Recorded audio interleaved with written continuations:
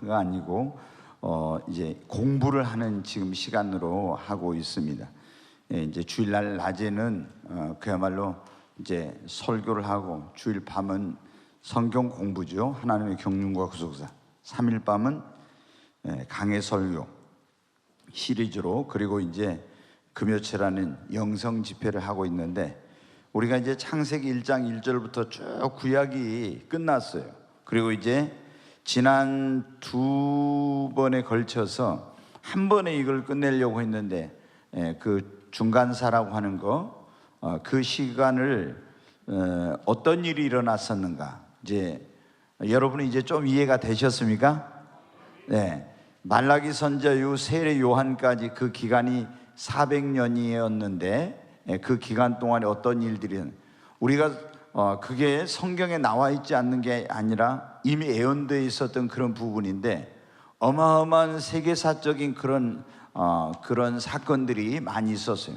근데 이제 우리가 성경적인 관점에서 보면 가장 중요한 것은 먼저 헬라가 세계를 정복하고, 이제 언어가 이렇게 복음을 최초로 이제 뭐냐면 바벨탑에서 하나님께서 언어를 혼잡케 하시고 수많은 방언이 만들어졌는데, 그 이후 이제 세계에서 처음으로 세계 공용어가 이제 만들어진 겁니다. 그게 이제 헬라어예요. 지금은 이제 영어가 세계 공용어지만, 그래서 이제 이 헬라어를 아는 사람은 어디든지 가서 무역도 하고 또 복음도 전하고 이런 교류를 할 수 있는 그런 이제 기틀이 마련된 거예요. 또 하나는 중요한 사건은 이 유대인들만 읽던 구약 성경이 72인이 한 지파에서, 이스라엘 12지파인데 6명씩 뽑아가지고 알렉산드리아라는 곳으로 모이게 해서 거기서 이 히브리어로 된 성경을 헬라어로 번역을 한 거예요. 근데 72명인데 그냥 70인역이라고 이렇게 말을 합니다. 그래서 이 성경을 유대인의 성경에서 세계인의 성경이 이제 되는 그런 일들이 일어나게 돼요. 그리고 로마가 이제 등장을 해가지고 이 도로를 닦아가지고 무역과 교통과 이런 것들이 이제 발달이 되고, 그렇게 해서 복음을 들고 전 세계로 나갈 수 있는 이런 준비가 되어지는 과정이 이 중간사, 또 우리가 암흑기라고도 하고 혹은 침묵시기라고 하는 그 400년 동안에 이루어진 일이었어요. 그리고 이제 때가 참에 하나님께서 그 아들 이제 예수 그리스도를 보내시는데, 예수님을 보내시기 전에 하나님께서 누구를 먼저 보냈어요? 세례 요한을 보냈습니다. 이제 세례 요한은 마지막 선지자라고도 하고 또 선구자라고 그렇게 이제 말을 해요. 왜? 예수님의 먼저 6개월 전에 태어나서 주님의 오시는 길을 닦고 예비한 그런 사람이거든요. 그래서 이제 오늘 여기 세례 요한의 그 출생의 비밀부터 시작해서 예수 그리스도의 공생의 이제 사역까지, 이런 부분을 오늘 함께 살펴보려고 합니다. 그러니까 여기 보면은 하나님께는 때가 참에 그 아들 예수 그리스도를 마리아라는 한 여인의 태를 통해서 이 세상에 보내셨다 했죠. 이걸 우리가 뭐라고 하냐면, 하나님이 말씀이 육신이 되어서 이 세상에 오신 그것을 우리는 성육신이다 이렇게 말을 해요. 우리는 이제 제가 수요일 날 곧 사도행전이 끝나면은 어떻게 정경이 선택됐고, 어떻게 또 이렇게 우리가 신조가 만들어지고, 사도신경에는 신조가 만들어졌고, 또 어떻게 삼위일체 교리가 정립이 됐고, 이런 것들을 이제 여러분이 배우게 될 거예요. 우리가 교회를 다니면서도 사실은 너무나 이런 중요한 그런 것들인데, 어떻게 수많은 이 바울의 편지가 있고 바나바가 보는 편지도 있고, 이런 수많은 그런 서신과 또 예수님의 행적을 쓴 것들이 있는데, 어떻게 이게 신약의 27권이 정경으로 이렇게 이것을 인정을, 하나님의 말씀으로 인정하게 된, 이런 걸 모르면서 있어요. 그래가지고 어떤 몰몬교 같은 데에서는 요셉 스미스가 하나님께 어떤 계시를 받아가지고 쓴 몰명경이라고 있는데, 이런 것들을 가지고 그들은 경전이라고 하거든요. 이런 차이가 무엇인지 이제 이런 걸 분별해야 돼요. 또 여러분, 이만희는 계시록의 실상이라는 그걸 가지고 자기가 하나님께 그걸 받았다는 걸, 그래가지고 그걸 가지고 많은 사람들을 미혹하고 있거든요. 그러면 우리가 이런 것들의 권위를 왜 인정할 수 없는지, 이런 것을 이제 알게 될 것입니다. 네, 우리가 이제 예수님의, 그러니까 하나님이 말씀이 되어 이 땅에 오신, 성육신하신 이 사건은 그야말로 하나님께서 우리 인간을 얼마나 사랑하고 계신가에 대한 가장 아주 놀라운 그런 증거인 것입니다.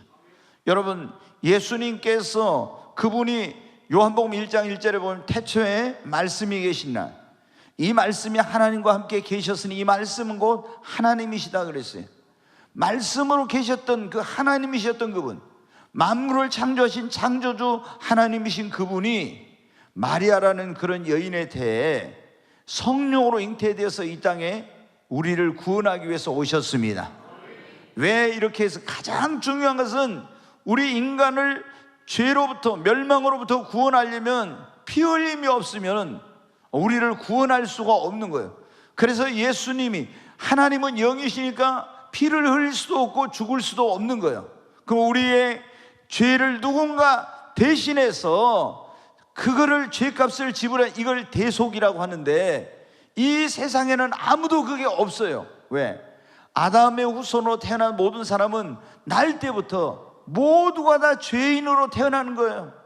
그래서 이 세상에 의인은 없나니 하나도 없고 모든 사람이 죄를 범하였음에 하나님의 영광에 이르지 못한 거예요. 그러니까 예수님께서 성령으로 마리아라는 여자의 태를 빌려서 이 땅에 육신을 입고 오셔서, 예수님만이 뭐가 없으세요? 죄가 없으세요. 그래서 우리의 대속자, 우리의 구원자가 될 수 있는 것입니다. 자, 네, 이제 이렇게 이제 여러분이 이제 이 교회사를 배우면은 마리아 숭배 사상이 어떻게 생겨났는지 이런 걸 이제 다 배우게 돼요. 교황 제도는 어떻게 생겨났고 이런 걸. 그래 이제 이런 걸 모르면 어떻게 돼요? 그 천주교인이나 이런 사람들하고 만났을 때 우리가 뭘 어떻게 해야 되는지를 잘 모르거든. 자, 그 먼저 그러면은 예수님의 오시는 길을 예비한 세례 요한, 그 세례 요한에 대해서 한번 보겠어요. 구약에 하나님께서 자기의 사자를 보낼 거라고 말씀을 이미 하셨어요. 그게 이제 말라기 3장에 나오는데, 한번 그 말라기 3장 1절 2절 한번 같이 읽겠습니다. 만군의 여호와가 이르노라, 보라 내가 내 사자를 보내니 그가 내 앞에서 길을 준비할 것이요 또 너희가 구하는 바 주가 갑자기 그의 성전에 임하시리니 곧 너희가 사모하는 바 언약의 사자가 임하실 것이라. 여기 보면은 여호와께서 말씀하시길 뭐라고 했어요? 보라 내가 내 사자를 먼저 보낸다겠죠? 그가 내 앞에 가서 내 길을 뭐 할 거라? 준비할 거라고. 그래서 세례 요한이 와서 광야에서 외치는 자의 소리가 있어 그 길을 평탄케 했잖아요. 높은 산을 낮아지고 낮은 골짜기를 메우고. 이게 뭐냐면은, 이게 무슨 말씀이냐면 이사야서에 나와 있는 내용인데, 옛날에 왕들이 행차를 하려면 어떻게 돼요? 지금은 이제 고속도로가 쫙쫙 나 있지만 옛날에 그 왕이 찬 마차가 지나가려면 어떻게 돼? 옛날에는 그 당시만 해도 길이 꾸불꾸불하고 뭐 들어가고 솟아있고 이러죠. 그러면은 그 왕이 어느 지역을 가려면 먼저 선발대가 가가지고 이렇게 골짜기 같은 데는 메꾸고 높은 솟아있는 데는 깎고 이렇게 한 거예요. 그런데 이 세례 요한이 만왕의 왕, 유대인의 왕이 뿐만 아니라 만왕의 왕으로 오시는, 구원자로 오시는 예수님의 길을, 여기 하나님께서 말씀하시기를 주님의 길을 예비할 거라고 하는 것입니다. 네, 4장 5절로 6절에도 나와 있는 한번 또 보겠습니다. 네, 같이 읽습니다. 보라 여호와의 크고 두려운 날이 이르기 전에 내가 선지자 엘리야를 너희에게 보내리니 그가 아버지의 마음을 자녀에게로 돌이키게 하고 자녀들의 마음을 그들의 아버지에게로 돌이키게 하리라. 돌이키지 않으면 두를 건데 내가 와서 저주로 그 땅을 칠까 하노라. 5절 말씀 다시 보여줘요. 보라 여호와의 크고 두려운 날이 이르기 전에 내가 선지 엘리야를 너희에게 보낸다겠죠. 예수님께서 제자들에게 엘리야가 이미 다시 왔다겠죠. 근데 그가 누구라고 했어요? 세례 요한이라고 말씀했잖아요. 사도 요한이 있고 세례 요한이 있으니까 이제 우리가 이 침례 요한이라고도 하고 세례 요한이, 침례교에서는 꼭 침례 요한이라고 해요. 그리고 이제 우리가 침례교에 있는 분들은 우리는 지금 이제 뭐냐면 물을 이렇게 부어요. 그런데 침례교에서는 반드시 물 속에 어떻게 돼요? 잠궈야 돼. 침례를 해야 돼. 근데 그러면 침례가 맞냐 세례가 맞냐 이런 거 가지고 논쟁이 굉장히 교회사에 보면 많이 있었어요. 근데 침례도 맞고 세례도 맞아요. 이제 그 초대교회 사도들이 성경이 완성되기 전에 그런 행했던 그런 것들을 기록에는 이 디다케라고 하는 그런 문서가 있어요. 거기에 보면은 세례를 어떻게 주라 이런 게 나와요. 이제 이렇게 물이 흐르는 곳 그런 것이 가까이 있을 때는 거기 물에 가서 주라고 해요. 그런데 물이 없는 곳에서는 그런 물이 흐르는 곳에 없는 곳에 어떻게 했어요? 가서 이제 물을 이렇게 부으라고. 또 부을 수 없는 경우에는 물을 3번을 이렇게 성부 성자 성령에는 3번을 이렇게 머리에다가 뿌리라 이렇게 나오고, 또 어떤 사람은 몸이 안 좋잖아요. 그러면 찬물로 하면 안 되죠. 감기 걸린 사람은 어떻게 했어요? 물을 따뜻하게 해가지고 그걸 해라 이런 내용들이 다 있어요. 그러니까 그런데 이런 걸 모르면 어떻게 돼요? 세례는 굉장히 비성서적이고 침례만 성경적이야 이렇게 이제 주장을 하면 우리가 이런 것들을 모르면 어때요? 우리 교회는 이게 진짜 성경적으로 하는 거야 안 하는 거야? 이런 이제 혼란이 오는 거예요. 그러니까 우리가 이런 것들을 쭉 알게 되면은 누가 뭘 하게도 우리는 명확히 그런 걸 이해할 수 있어요. 그래서 침례도 성서적이요 세례도 여러분 성서적입니다. 자, 여기 이제 우리가 침례 요한, 세례 요한이라고 하는 이 사람이 이제 이미 말라기 선지자를 통해서 하나님께서 보내리라고 말씀하신 대로 오셨는데 태어났어요. 근데 그가 어떻게 태어났는지 그 출생의 비밀은 누가복음 1장 5절부터 13절 한번 같이 읽겠습니다. 유대왕 헤롯 때 아비야 반열의 제사장 한 사람이 있었으니 이름은 사가랴요 그의 아내는 아론의 자손이 이름은 엘리사벳이라. 계속 보겠습니다. 이 두 사람이 하나님 앞에 의인이니 주의 모든 계명과 규례대로 흠이 없이 행하더라.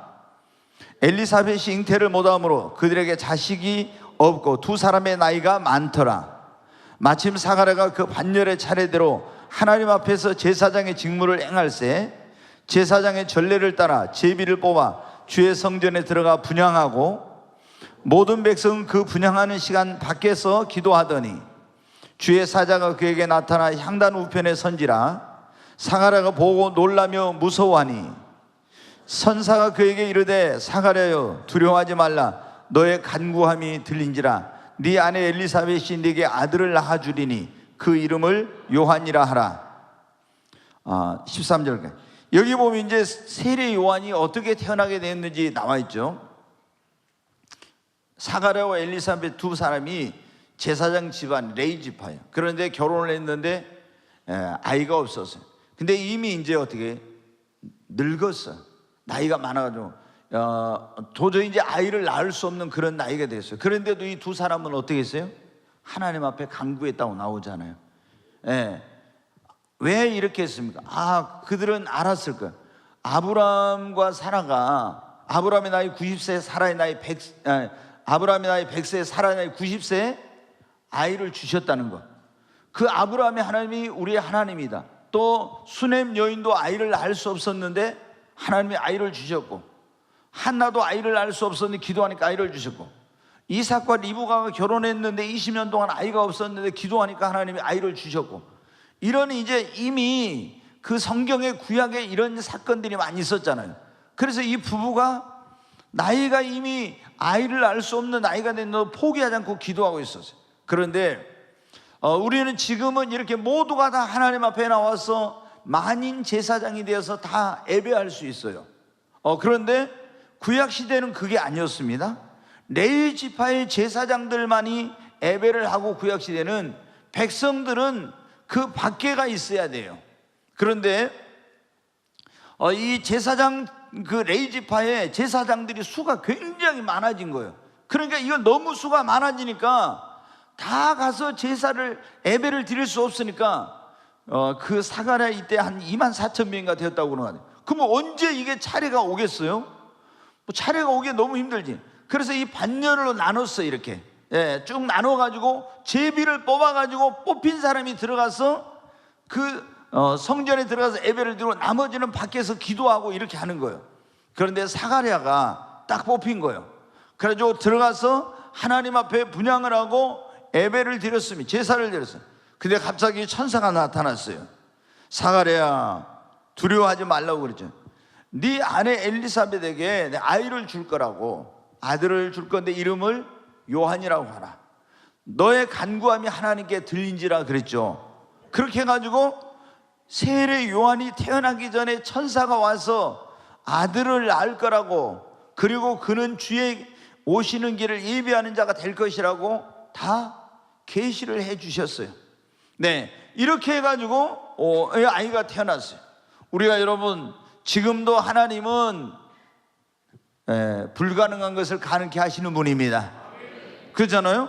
네, 지금 이제 우리가 보면은 대한민국 사람들이 그 젊은 부부들이 결혼해가지고 4쌍 가운데 1쌍이 아이가 없는 그런 가정들이에요. 지금 여러 가지 요인이 있겠죠.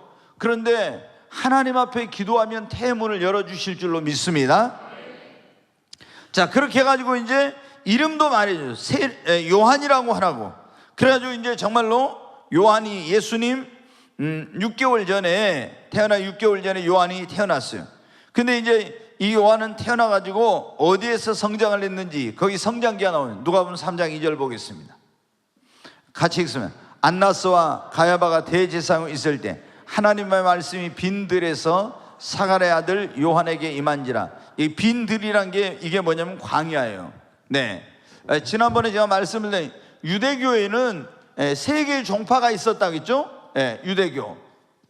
이 유대교에는 무슨 파요? 사두개파.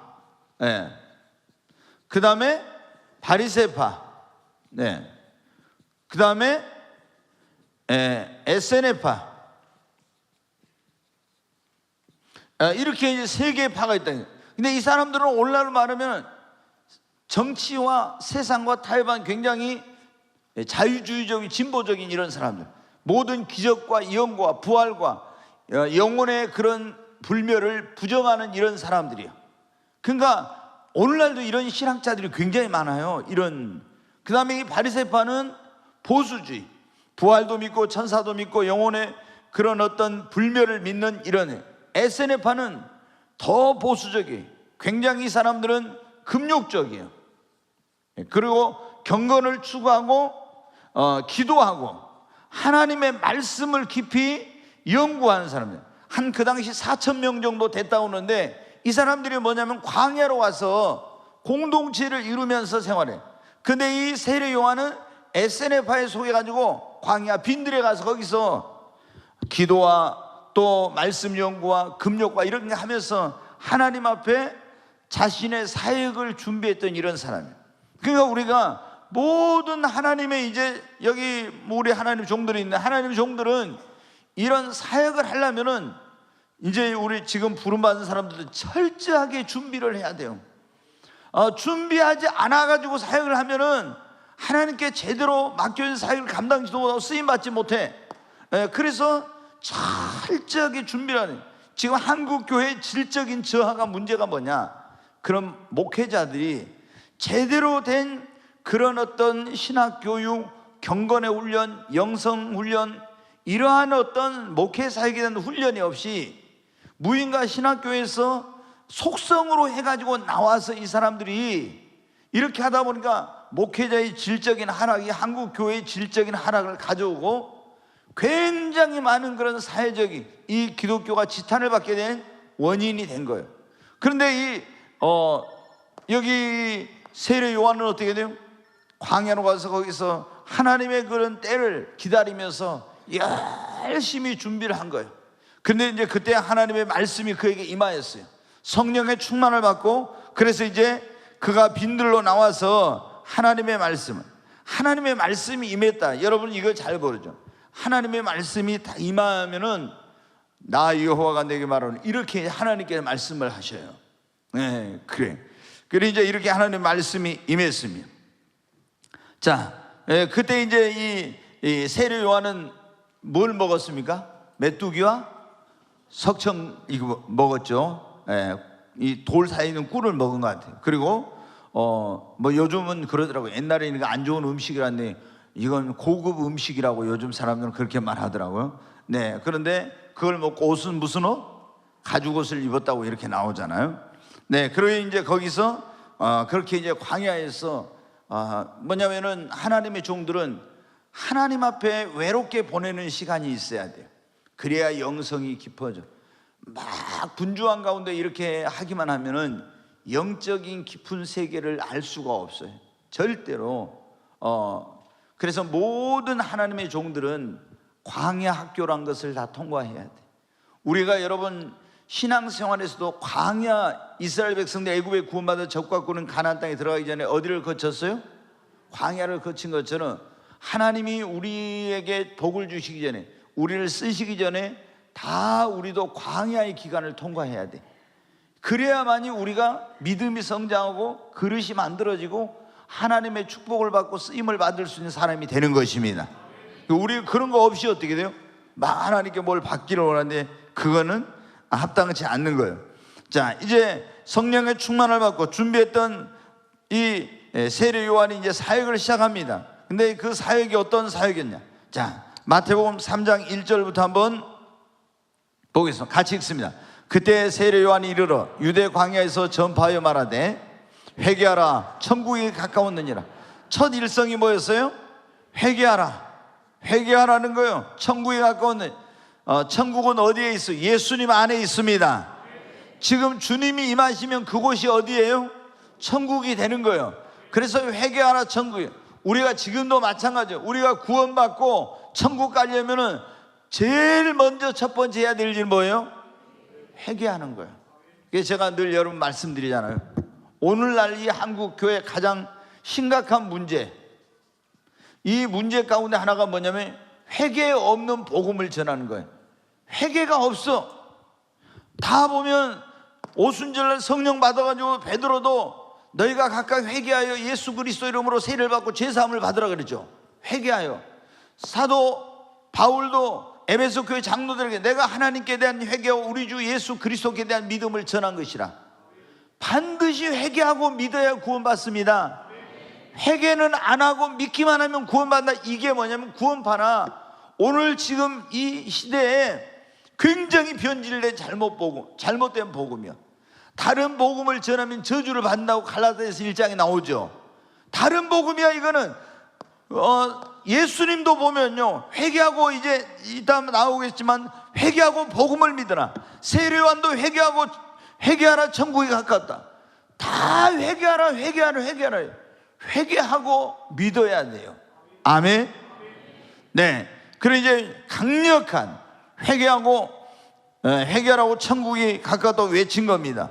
그러니까 똑같은 말씀이면 성령이 역사하니까 막 이 사람들이 굉장한 역사가 있는. 계속 한번 보겠습니다. 그 내용 같이 읽습니다. 그는 선지자 이사야를 통하여 말씀하신 자라. 일렀으되 광야에 외치는 자의 소리가 있어 이르되 너희는 주의 길을 준비하라. 그가 오실 길을 곧게 하라 하였느니라. 지금 이제 구약을 인용하죠. 계속 보겠습니다. 이 요한은 낙타털 옷을 입고 허리에 가죽띠를 띠고 음식은 메뚜기와 석청이었더라. 계속 이때 예루살렘과 유대와 요단강 사방에서 다 그에게 나와 자기들의 죄를 자복하고 요단강에서 그에게 세례를 받더니, 여기 보니까 죄를 자복하고 뭘 받았어요? 세례. 이걸 뭐라면 회개의 세례라고 그래요. 회개하고 이제 나는 새 사람이 되겠습니다, 이런 마음으로 그들이 회개하고 세례를 받았어. 근데 계속 봅니다. 요한이 많은 바리새인들과 사두개인들이 세례 베푸는 대로 오는 것을 보고 이르되 독사의 자식들아, 누가 너희를 가르쳐 임박한 진노를 피하라 하더냐. 여기 보니까 너무 아주 강력하죠. 세례 요한이 뭐라고 그 사두개인과 바리새인들에게 뭐라고 했어요? 독사의 자식. 이 말은 다른 말로 하면 이 마귀 새끼들아, 그 말이에요. 아니 자기들이 지금 믿음 좋다고 신앙생활 잘한다고 하는 그 사람들한테 오늘 제가 여러분한테 여기서 있잖아요, 이 독사의 새끼들아 막 하고 이 사탄의 자식들아 이러면 여러분 어떻게 돼요?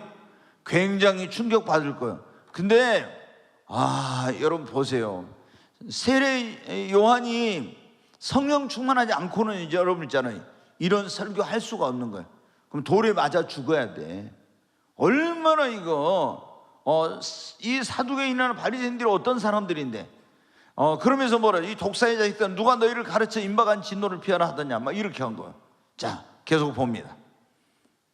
그러므로 회개에 합당한 열매를 맺고 속으로 아브라함이 우리 조상이라고 생각하지 말라. 내가 너희에게 이르노니 하나님이 능히 돌들로도 아브라함의 자손이 되게 하시리라. 네, 여기서 우리가 하나 짚고 넘어가야 될 게, 이 사람들은 뭐라고 했어요? 속으로 우리는 뭐라고? 아브라함의 자손. 왜 그래요? 아브라함의 후손이야. 네. 그러니까 아브라함의 후손이기 때문에 육신적으로 자기들은 다 어디 간다? 천국 간다, 이런 마음이 있는 거죠. 그런데 8절에 여러분 보세요. 그러므로 회개에 합당한 열매를 맺으라 했죠. 네, 회개에 합당한 열매가 없으면 안 돼.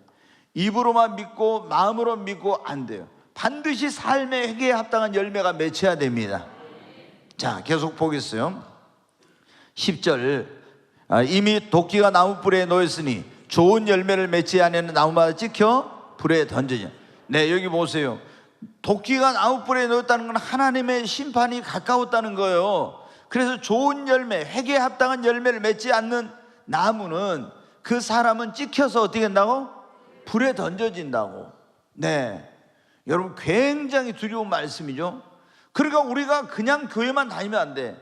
그러니까 제가 저희 집사람이랑 가끔 이럴 때 있어요. 제일 목회자가 해야 될 중요한 일은 뭐였어요? 여러분의 영혼을 구원의 길로 인도하는 거예요. 그러니까 우리가 성도들 위해 기도할 때 첫 번째 기도가 뭐예요? 우리 교회에 여기 온 사람은 한 사람도 그냥 왔다 그냥 가는 사람 없게 하시고 반드시 물과 성령으로 거듭나 구원받고 그 이름 생명책에 기록되게 해주세요. 이게 첫 번째요. 그 다음에 영혼도 잘 되고 뭐 범사절 이런 거 기도하죠. 하나님께 쓰임받고. 근데 제일 중요한 것은 구원받는 거예요. 그런데 우리가 구원받으려면 회개하고 예수를 믿어야 됩니다. 근데 교회를 오랫동안 다니면서 회개에 합당한 열매가 없는 사람들이 있어. 회개에 합당한. 회개를 하게 되면 반드시 삶의 변화가 나타나요. 네? 여러분 제가 말씀드렸잖아요. 구원을 위한 회개는 딱 평생에 한 번이요, 성화를 위한 회개는 매일 해야 된다고. 네? 구원을 위한 것은 내가 하나님을 등지고 세상을 향해서 죄악된 삶으로 이렇게 가고 있었는데 어느 날 말씀을 통해 내가 깨달았어. 아, 이거 내가 잘못된 삶이구나. 이건 하나님이 기뻐하지 않는 삶이구나.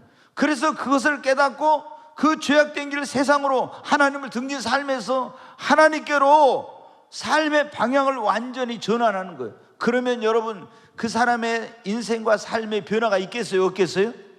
반드시 있죠. 그런데 교회를 나와도 예수님을 믿는다 해도 여전히 이런 삶의 변화가 아무것도 없다, 회개의 열매가 없는 거예요. 그 사람은 그러면 어떻게 되겠어요? 구원에 이르지 못해. 그러니까 제가 이제 이렇게 목회를 하면서 보면 심지어 집사님이라고 하는데도 교회 오랫동안 다녔는데도 삶의 변화가 없는 거야. 그럼 저분은 진짜 천국 갈 수 있을까? 괴로운 거예요, 여러분, 목회자가. 그러니까 여러분은 잘 모르지만 저와 이제 저희 집사람 사모는 이 성도들의 첫 번째 영혼에 대한 관심이 있어요. 그래서 여기 온 사람이 한 사람도 지옥 가서는 안 되거든. 다 천국 가야 되거든요. 그런데 천국 가려면 첫 번째가 천국을 들어가는 현관문이 뭐가 있어요? 회개의 문이야.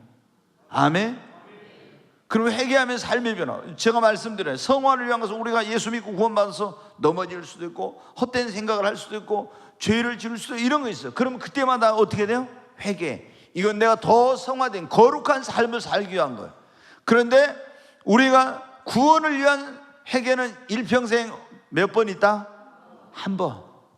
여러분 진실한 회개를 하고 그 삶의 회개에 합당한 열매가 맺혀야 됩니다. 그렇지 않으면 내가 모태신앙이라 해도 조상 뭐 어떤 사람들은 보면 있잖아요. 우리 집 뭐 몇 대입니다, 뭐 5대입니다, 6대입니다 그래요. 네, 여러분 5대 아니라 유대인들은 그 당시 여러분은 2000년 동안 아브라함부터 예수님 올 때까지 2000년이요. 그럼 2000년 동안 주상 대대로 하나님을 믿었는데, 그러니까 우리는 뭐 하나님의 자손이야, 선민이야, 항상 이 선민 의식이 가득 차 있었어요. 그런데 세례 요한이 뭐라고 했어요? 그걸 딱 깨뜨리는 거예요. 너희들이 바리새인이나 사두개인들, 종교 지도자, 너희들이 목사일지라도, 너희들이 장로일지라도 회개에 합당한 열매가 없으면 너희들은 하나님 나라 못 가. 찍혀서 불에 던지게 돼, 지옥불에 들어간다. 이렇게 설교를 한 거예요. 얼마나 여러분 강력한 설교인지. 여러분, 우리가 자, 그 뒤에 한번 이런 이제 회개하거나 천국에 가까웠다, 이런 사역을 한 거예요. 자, 회개에 합당한 열매가 없으면 안 된다. 그런데 이제 이 세례 요한은 사역이 어떤 사역이었냐면, 예수님께 세례를 주고, 나중에 나오겠지만 보라 세상 죄를 지고 가는 예수님을 보고 뭐라고 했어요? 하나님의 어린 양이로다. 네, 구약에는 우리가 죄를 용서받으려면 어떻게 해야 됐습니까? 죄를 사함받으려면 죄를 지었을 때 내가 안 죽으려면 어떻게 해? 흠없고 젊은 양을 가지고 와서 속죄에 뭐를 드려요? 제사. 속죄 제사를 드려. 내가 이 양에다가 손을 얹고 내 죄를 고백하고 제사장이 칼로 팍 찔러 양을 잡아가지고 가서 그 피를 속죄소에다 뿌리고 속죄 제사를 드려. 그러면 죄 싹슨 사면에 내가 죽어야 되는데, 나 대신에 누가 죽었어요? 양이. 그런데 예수님은 하나님의 어린 양, 구약의 이 속죄하기 위한 양으로, 양과 같이 이 세상에 우리를, 죄인된 우리를 속죄하기 위한 하나님의 어린 양으로 오신 거예요. 그래가지고 자기 몸을 속죄의 제물로 드려가지고 단번에 영원한 속죄의 제사를 드렸습니다. 그래서 누구든지 회개하고 이 예수를 믿으면 뭐를 받아요? 죄 사함 받고 구원을 받습니다. 자, 거기 이제 근데 세례 요한이 얼마 못 살고 죽어요. 왜 죽게 됐냐? 그러면은 이제 세례 요한이 이 사역을 할 때 헤롯이라는 이 사람이 뭐냐면 그때 왕이었어요.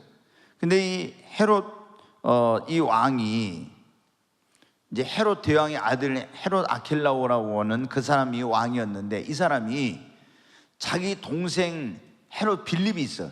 빌립의 아내 제수 씨를 뺏어가지고 자기 아내를 삼은 거야. 이건 굉장히 나쁜 짓이죠. 그러니까 그러니까 이 세례 요한이 그것은 옳지 않는 것이라고 책망을 했더니, 이제 그 헤로디아라고 하는 이 빌립의 아내가 요한을 원수같이 여겨가지고 이제 감옥에 가두게 된 거예요. 그런데 이제 헤롯 왕의 생일날 헤로디아의 딸이 들어와서 막 연애를 하는데 거기서 춤을 췄어요.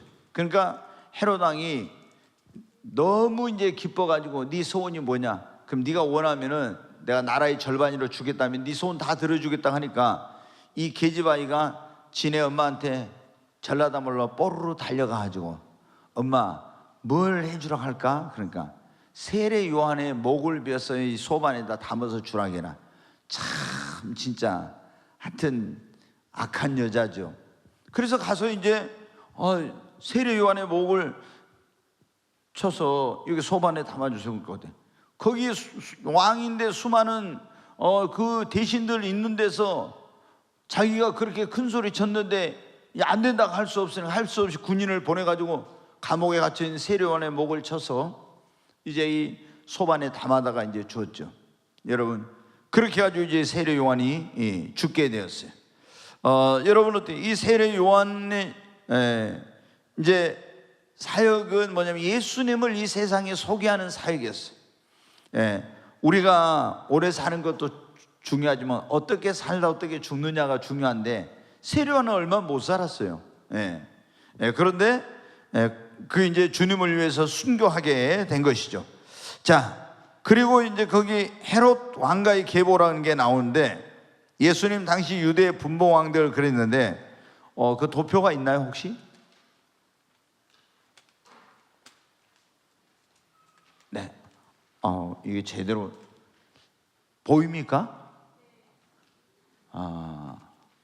이게 헤롯 대왕이 나오죠. 그 이제 아들이 나중에 이제 여기 보면은 헤롯 세 명 있어요. 헤롯 아킬라오, 헤롯 안티파스라고도 하죠. 여기 안티파스 나왔네. 그 다음에 빌리, 이렇게 이제 이렇게 지금 나오죠. 근데 여기 보니까 이제 헤로디아가 나오잖아요. 이 아킬라오 이 사람이 있잖아요. 이 빌립의 아내를 갖다가 제수신데 자기 아내로 삼았어. 그래갖고 이제 여기서 보면은 헤롯 이제 그 다음에 이제 헤롯 아그리파 1세, 헤롯 아그리파 2세가 이제 나오는데 여기 보면 헤로디아의 딸이 살로메인데 이 아주 악해. 근데 이 지금 헤롯 집에 이걸 가문을 왜 저기냐면 이 헤롯 대왕은 어떤 사람이냐 그러면 여기 나오죠. 누가복음 1, 2장, 마태복음 2장에 나오는데 예수님이 태어났을 때 헤롯 왕이 있었죠. 이 사람이 원조 헤롯 대왕이라 헤롯 왕이요. 이 사람이 어떻게 가지고 왕이 됐냐 그러면 이제 분봉왕이라는 게 지난번에 말씀드렸지만 로마가 나라를 시민교를 통치할 때 자기 나라에서는 총독을 보내고 그 나라에서는 그 나라 백성들 가운데서 자기 로마 정부의 말을 잘 듣는 왕을 세워놔가지고 이제 섭정하면서 통치를 하는 거예요. 그런데 이 헤롯이라는 사람이 원래 이제 왕이 되기 전에 로마가 이스라엘을 BC 63년에 폼페이우스 장군이 점령하기 전에 마카비 그 혁명이 있어가지고 하스몬 왕조라고 해가지고 세워서 이 나라가 한 100년 정도 독립 유다 국가를 형성하고 있었어요. 근데 그 아버지가 죽고 나자 형제들이 싸움이 벌어진 거예요. 그래서 불리한 쪽에서 로마에다가 도움을 요청했어요. 그때 로마에서 폼페이우스 장군이 군대를 이끌고 와가지고 아예 예루살렘을 점령해 버렸어요. 그리고 이 헤롯이라는 이 사람은 유대인이 아니라 에돔 사람이야. 에돔이 누군지 압니까? 에돔. 에돔이 에서의 후손이에요. 근데 이 사람은 그러니까 야곱의 후손이 유대인인데 에서의 후손은 이건 에돔 사람인데 이 사람은 유대인이 아니야. 그 정통 유대인이. 이 사람은 에서의 후손이란 말이에요. 그런데 이 사람이 굉장히 이런 어떤 뭐냐면 탁월한 그런 어떤 꾼이야. 그래가지고 자기가 로마 정부에 가서 아부를 하고 막 이렇게 아첨을 하고 이렇게 해가지고 있잖아요. AD 63년에 폼페이우스가 예루살렘을 정복했을 때 그때 로마에 가서 잘 보여갖고 그러니까 로마 정부에서 어떻게 이 사람을 헤롯을 유대인의 왕으로 세워준 거야. 근데 이 사람이 왕일 때 누가 태어났냐? 예수님이 태어났어. 동방에서 박사들이 왔죠. 우리가 별을 보고 왕으로 나신 이를 경배하러 왔다. 그러니까 헤롯이 그때 깜짝 놀래. 이 사람이 헤롯 대왕이 막 난리가 났잖아요. 그래서 이제 서기관들을 불러가지고 박사들을 불러서 유대에 있는 서기관들 어디서 왕이 난다고 했냐는 겁니까? 베들레헴에서 난다 했다고 미가 선지자를 통해 그걸 딱 얘기한 거예요. 그래 그때 이제 박사들이 잘못 알았죠. 예루살렘에 왕으로 나신 이가 있을 줄 알았는데 왕으로 나신 이는 어디에 있었어요? 베들레헴에. 그래서 다시 별의 인도를 받아서 베들레헴으로 가고 갈 때 그때 헤롯이 말하면 너희가 왕을 발견하면 나에게 와도 말해주라. 그럼 나도 가서 경배하겠다. 그래서 사실은 왕으로 태어난 그 아이를 어떻게 하려고요? 죽이려고 한 거죠. 근데 딱 경배하고 나서 별이 멈추니까 들어가서 보니까 진짜 아기가 있는 거예요. 그래서 보배합을 열어서 경배하고 이제 오던 길로 돌아가려는데 딱 주님이 지시를 해줘. 오던 길로 가지 말고 다른 길로 가라. 다른 길로 가버렸어. 나중에 보니까 아무리 기다려도 박사들이 안 와. 알아보니까 박사들은 이미 떠났다는 거예요. 그래서 2살 아래 어린아이들을 어떻게 돼? 헤롯이 다 죽였죠. 그 사람이 이 헤롯이요. 근데 이 사람이 죽고 나서 헤롯 아킬레오, 헤롯 안디바, 빌립 이렇게 여러분 어떻게 이 사람들이 나라를 분할 통치를 했어요. 분할 통치를. 이제 그런데 여기 이제 보면은 예수님을 아기 예수를 죽이려고 하니까 예수님이 어디로 갔었어요? 꿈의 지시를 받아서 어디로 왔어요? 애굽으로 왔었잖아요. 이거 안 읽어보셨어요? 거기 그건 안 적어놔. 애굽으로 갔다. 이제 그래가지고 다시 지시를 받아서 돌아왔어요. 돌아왔는데 보니까 아켈라오가 이번에 보니까 왕이 돼 있어. 그래서 그 베들레헴으로 가는 게 두려워가지고 어디로 갔어요? 나사렛으로 갔죠. 예. 그때 이제 이 나사렛 그 이제 나온 거예요. 뒤에 이제 쭉 이 내용은 뒤에서 말씀을 드리도록 하겠습니다. 거기 보면은 이 헤롯 이제 사후에 아켈라오, 헤롯 필립, 헤롯 안티바스 이렇게 이제, 그런데 이 헤롯 안티바스는 헤로디아하고 결혼했다 했죠. 이 사람은 누구를 죽여요? 세례 요한을, 이 사람이.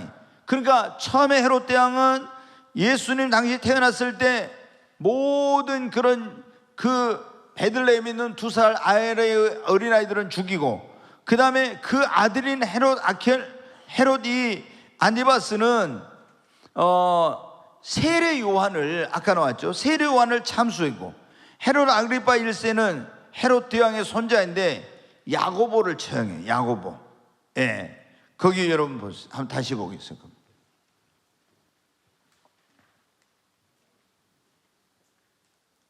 이 사람이 야고보를 죽여. 그러니까 이 사람 BC 11년부터 AD 44년까지 살았던 사람인데, 이 사람이 뭐냐면은 야고보를 죽여. 이 사람이 충이 먹어가지고 죽은 사람이야. 교만해가지고. 그런데 이 야고보 사도를 최초로 12사도 가운데 야고보 사도를 죽였던 사람, 헤롯 아그리파, 이 사람은 누구냐면은 사도 바울이 붙들렸을 때 베스도 앞에 가서 재판을 받을 때 그때 버니게라고 하는 자기 누이 동생과 함께 그 재판에 참여했던 그런 사람이에요. 이 사람. 자, 왜 이제 이게 그 성경에 이제 나오니까 이런 사람들이 그때 있었구나 하는 정도만 여러분이 좀 아실 수 있어요. 근데 이 가문은 뭐냐면 아부를 잘하고 권모설수에 능하고 굉장히 잔인하고 음란하고 정욕적인 그런 가문이었어요. 그러니까 계속 그게 내려와. 그래서 우리가 여러분 굉장히 사람들이 뭐가 중요하냐면 DNA가 굉장히 중요하죠. 이 집안이 그런 집안. 자, 예수 그리스도의 탄생과 성장을 보겠습니다. 예수님은 이제 어떻게 태어나시게 되었는지, 그게 뭐 이제 예수님이 태어나시기 전에도 세례 요한처럼 예수 그리스도가 태어나기 전에 천사 가브리엘이 와서 그것을 먼저 알려줍니다. 자, 누가복음 1장 26절로 31절 같이 한번 읽겠습니다. 여섯째 달에 천사 가브리엘이 하나님의 보내심을 받아 갈릴리 나사렛이라는 동네에 가서 다윗의 자손 요셉이라는 사람과 약혼한 처녀에게 이르니 그 처녀의 이름은 마리아라.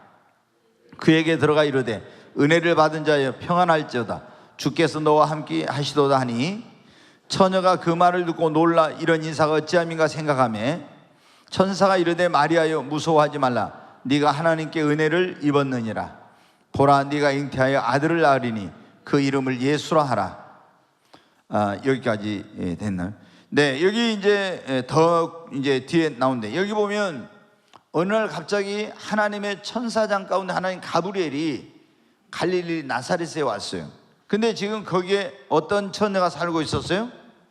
마리아라고는. 네, 마리아라는 처녀가 있었는데, 이 처녀는 누구하고 지금 약혼, 정혼이라고 하는데, 누구하고요? 요셉. 이제 여기 약혼이라고 하는데 옛날에는 뭐냐면 정혼이라고 이렇게 나와요. 정혼. 이건 정혼은 뭐냐면 우리가 생각하는 약혼하고 좀 틀려요. 보통 이제 결혼하기 전에 이 사람은 결혼하겠다 약혼식을 하잖아요. 근데 이 사람들은 그걸 정혼이라고 해서 딱 약혼을 하면, 이 정혼을 하면은요, 결혼은 안 했지만 법적으로는 혼인신고를 딱 해요. 혼인신고를. 그래 법적으로는 부부가 되는 거야. 이 사람들은. 그런데 지금 이제 정혼 약혼을 하고 요셉과 결혼할 그런 날을 기다리고 있는 처녀에게 천사장 가브리엘이 와가지고 하나님께 은혜를 받은 자여, 네가 하나님의 아들을 잉태하게 될 것이고 그 이름을 예수로 하라고 이렇게 알려줘. 어떻게 이런 일이 있을 수 있습니까? 막 한데 천사가 말하면 하나님의 성령이 너에게 임하고 그의 권능이 너를 덮으리니 대저 하나님의 모든 말씀은 능치 못하심이 없느니라. 아멘. 네, 그래서 이제 마리아에게 이제 임신이 하나님의 성령이 임해가지고, 그런데 우리가 이제 여러분 여기 보면은 어떤 일이 있게 될 때 하나님께서 우리에게 미리 알려주시는 경우가 많아요. 근데 지금 갑자기 마리아에게 배가 불러온다. 그러면 이게 어떻게 되겠어요? 너무 놀라운 일이죠. 그래서 하나님이 이 수많은 이 세상의 여인들 가운데 한 여인을 택한 거예요. 그게 마리아예요. 누구를 통해서 이 세상에 그런 어떤 그리스도 메시아를 보낼 것인가 이게 했는데, 갈릴리 나사렛이라는데 그 어떻게 보면 비천한 여인인데 그 여인을 통해서 하나님이 이 세상에 구원자를 보내기로 한 거예요. 그러니까 정말로 이 마리아는 특별한 축복을 받은 그런 사람이죠. 그런데 하나님께서는 우리에게 중요한 일을 행할 때는 먼저 그것을 알려주십니다. 어떤 때는 꿈으로, 어떤 때는 환상으로, 또 어떤 때는 천사를 보내서 음성으로, 예언자를 통해서, 아니면 내가 가면 너희에게 보이사 성령을 보내니 그가 와서 장래일을 너희에게 뭐라고요? 알려줄 거라겠죠. 아멘. 성령님을 통해서 우리에게 알려주세요. 자, 그런데 이제 예수님이 어디에 태어났어요? 베들레헴에 태어났어요. 근데 이 베들레헴에 태어난 그냥 태어난 게 아니에요. 처녀가 임신하여 예수님을, 처녀가 아이를 낳을 거라는 것도 이사야서의 7장에 나와 있어요. 다 이미 수백 년 전에 예언을 해놨어. 700년 전에 그대로 이렇게 아이를 낳게 된 거예요. 처녀가 임신해서. 그 다음에 미가라는 선지자를 통해서 뭐냐면은 이 구원자 메시아가 베들레헴에서 태어날 거라는 것도 다 예언을 해놨어요. 그런데 마리아는 지금 약혼을 하고 어디서 살고 있었어요? 어디 살고 있었어요? 나사렛. 야, 참. 네. 그 지도를 한번 보여주세요.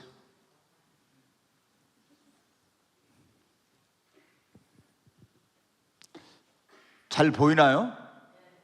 네. 원래 이제 여기 나사렛에 요셉과 약혼을 하고 여기서 그 마리아가 살고 있었단 말이에요.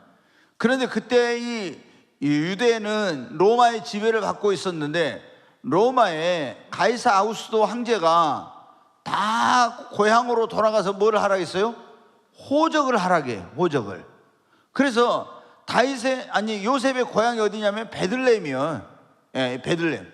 그래서 이 나사렛에서 요셉이 마리아를 데리고 쭉 여기까지 옵니다.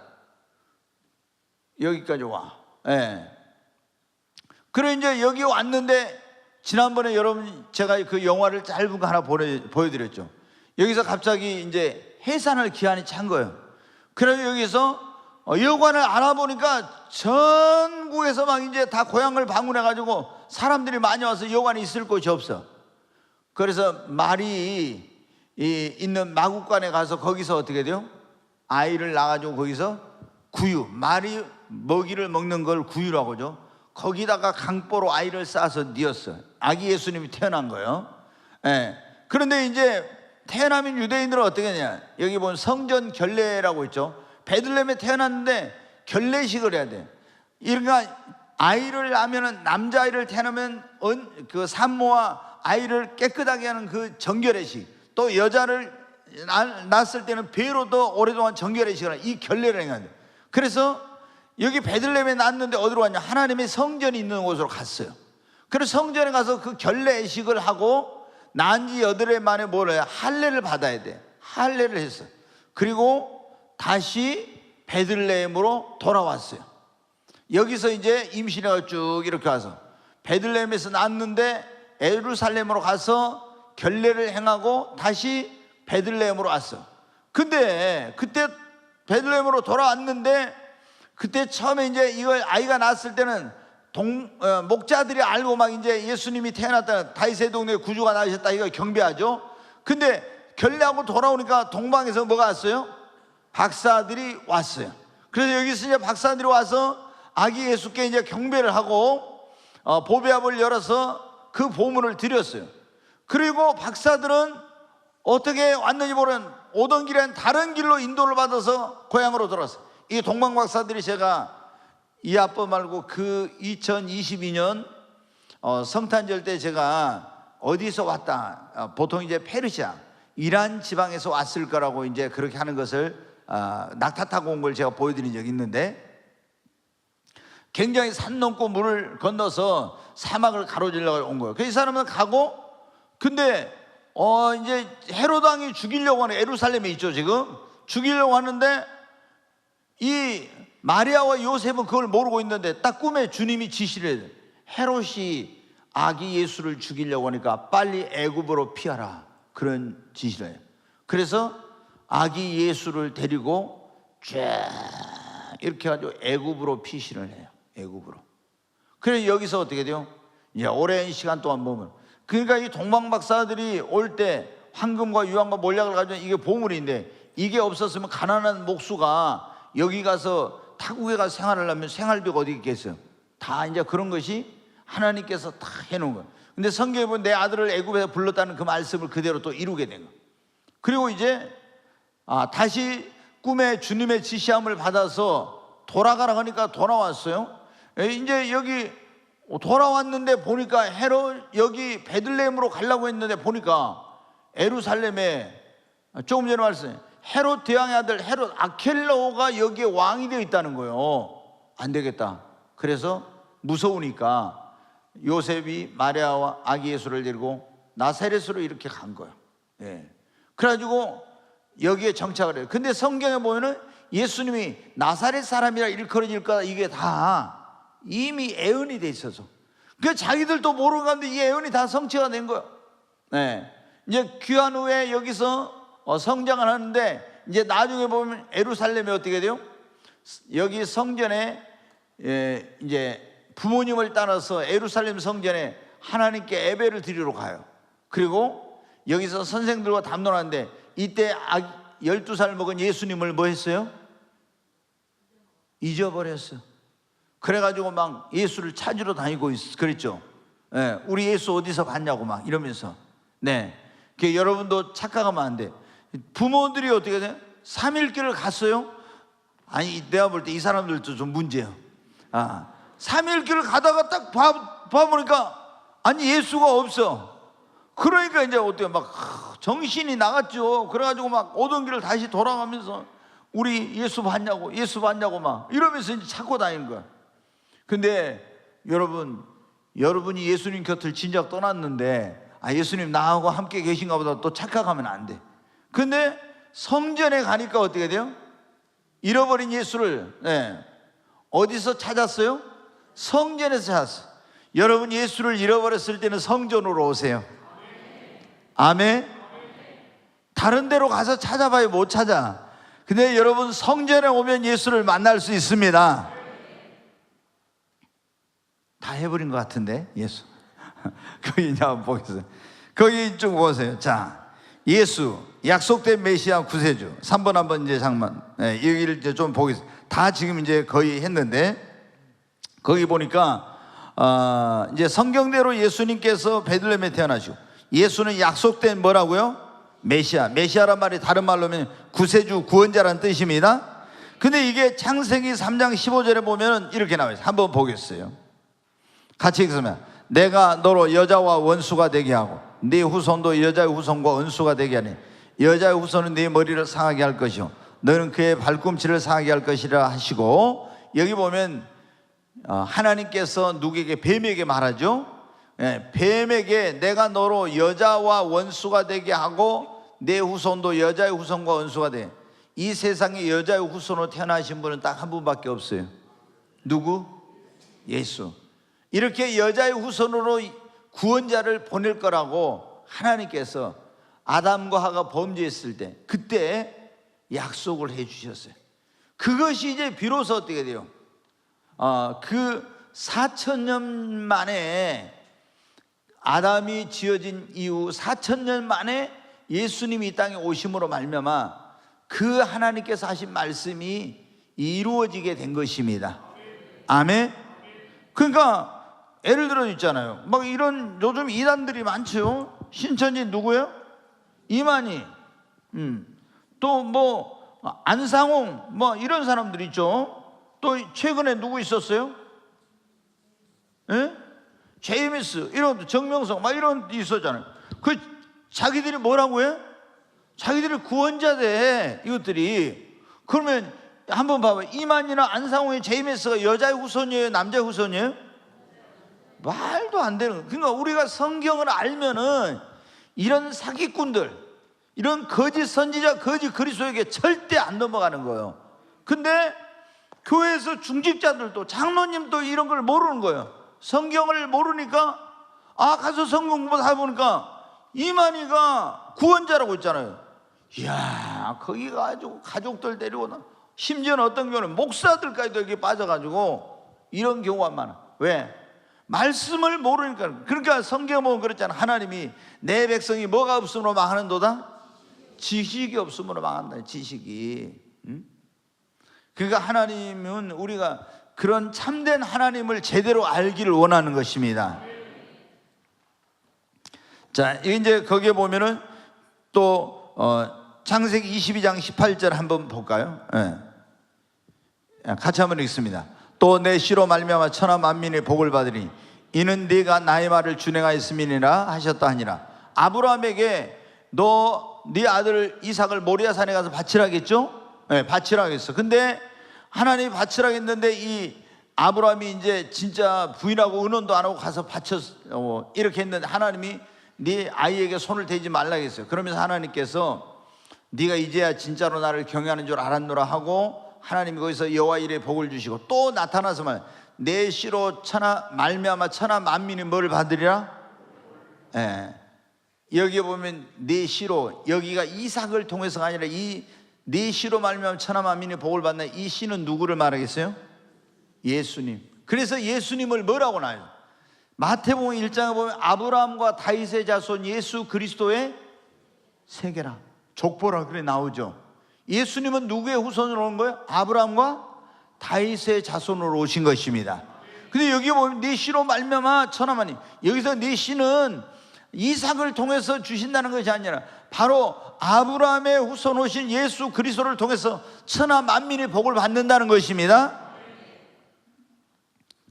이사야서 11장에도 나오는 그런 내용. 자, 이제 예수님은 어린 시절을 어떻게 보냈는가? 그 누가복음 2장 40절로 52절 한번 보겠습니다. 같이 읽습니다.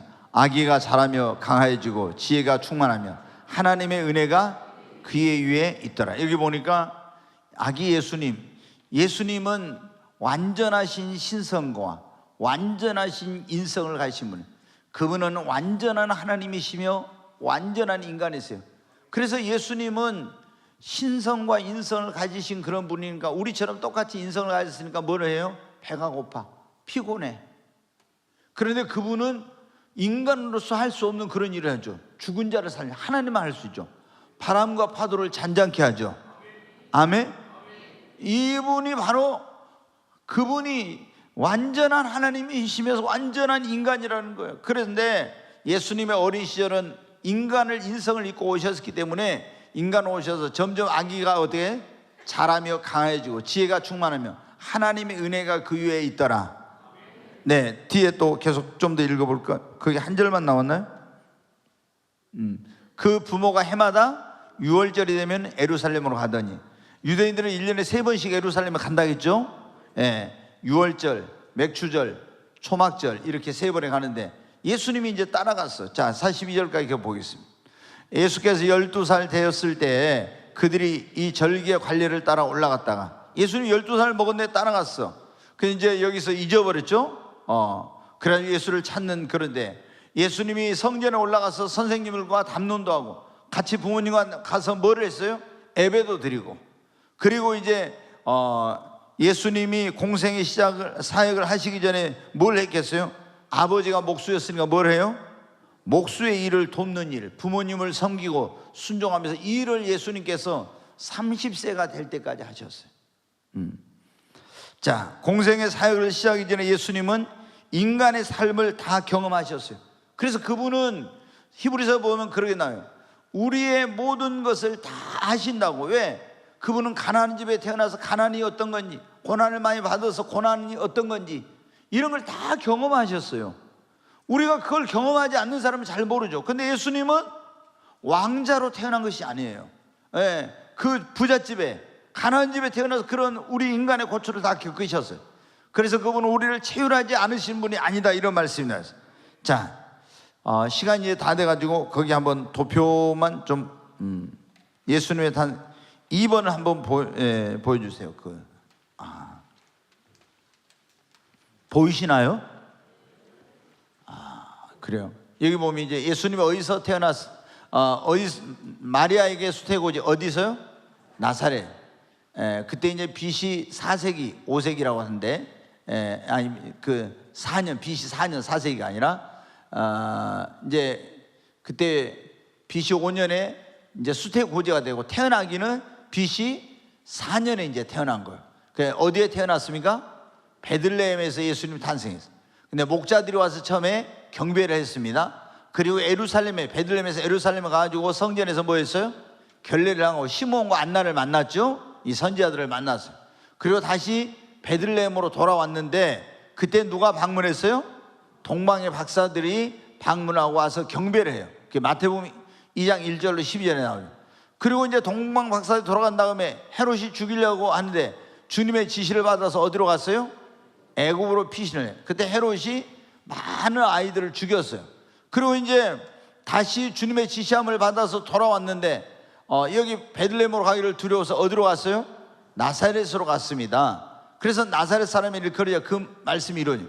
그리고 거기서 이제 계속 이제 사는 거예요. 살면서 12살 때는 6월절에 예루살렘 하나님의 성전에 올라가시고 또 나사렛에 돌아와서 여기서 계속 이제 성장을 하시고 부모님의 일을 돕는 가운데서 이렇게 이제 그 어린 시절을 이제 보내게 됩니다.